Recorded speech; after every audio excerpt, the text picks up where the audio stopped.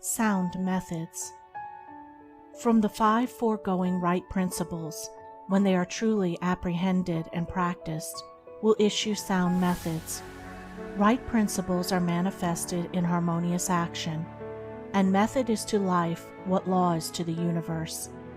Everywhere in the universe there is the harmonious adjustment of parts, and it is this symmetry and harmony that reveals a cosmos, as distinguished from chaos.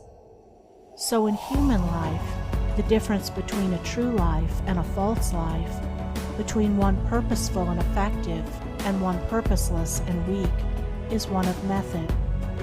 The false life is an incoherent jumble of thoughts, passions, and actions. The true life is an orderly adjustment of all its parts. It is all the difference between a mass of lumber and a smoothly working, efficient machine. A piece of machinery in perfect working order is not only useful, but an admirable and attractive thing.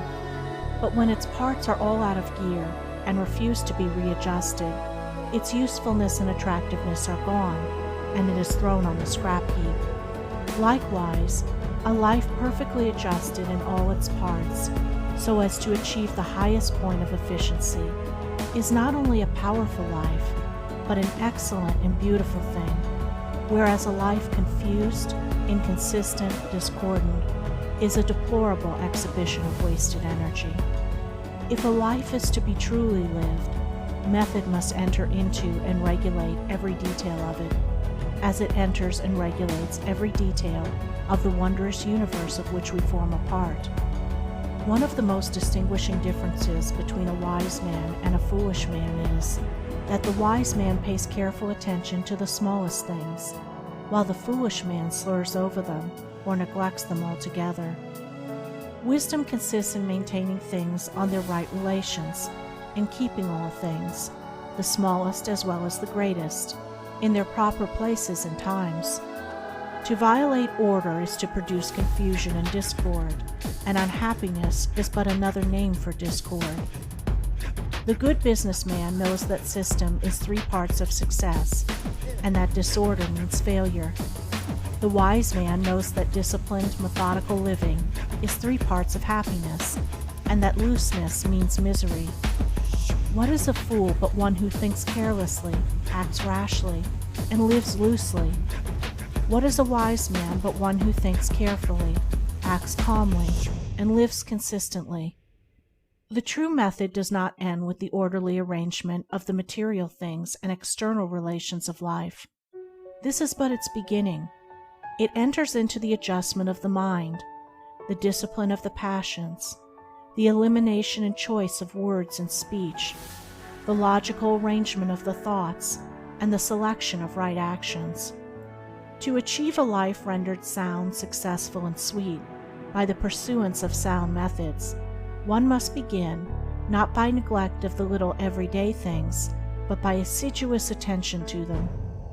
Thus the hour of rising is important, and it's regularly significant, as are also the timing of retiring to rest, and the number of hours given to sleep.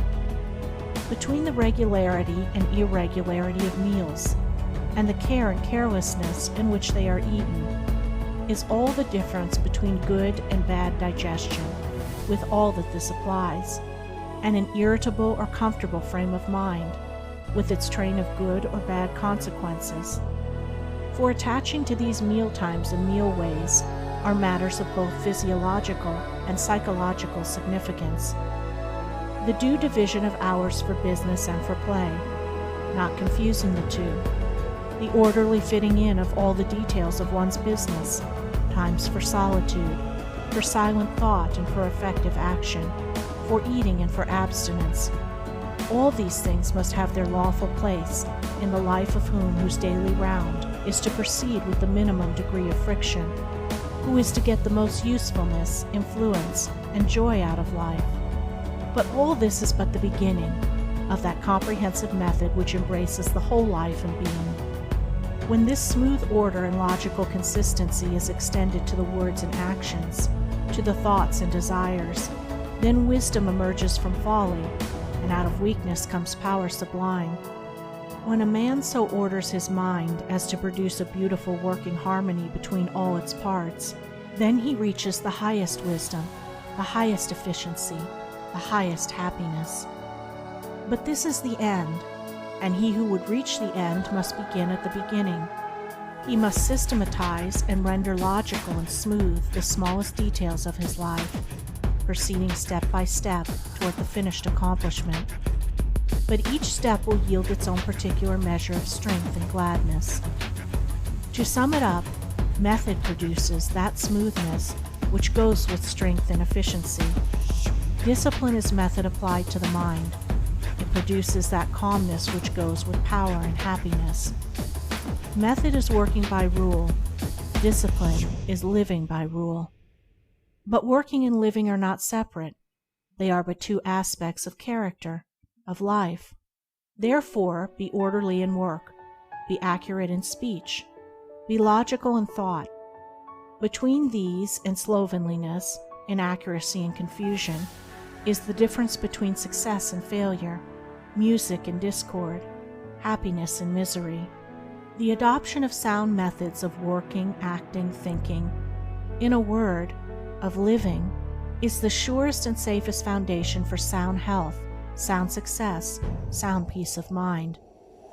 The foundation of unsound methods will be found to be unstable, and to yield fear and unrest even when it appears to succeed, and when its time of failure comes, it is grievous indeed.